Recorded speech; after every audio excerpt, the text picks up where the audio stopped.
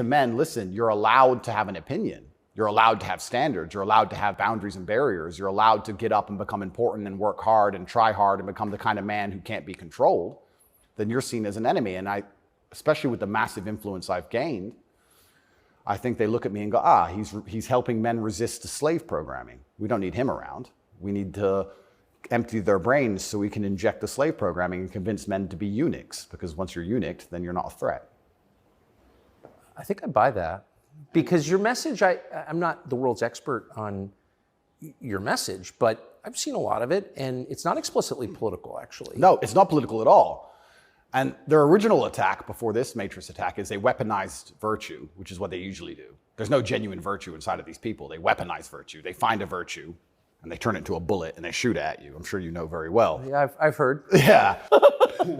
I was a misogynist for the longest time just for saying that men should have standards. If you tell a man he can have standards in a relationship in any way, you're a misogynist. It's actually very interesting because what does that mean to have standards in a relationship? But this is the thing that's so interesting about it, because they've gendered the argument when I never did. I said as a man, you shouldn't have a girlfriend who is a liar and a cheater, and you also shouldn't have male friends who are liars and cheaters. You shouldn't be around dishonest people, yes, male or female. Amen. And they gendered it and said, he's a misogynist. He's saying that men should only act this way with women, etc.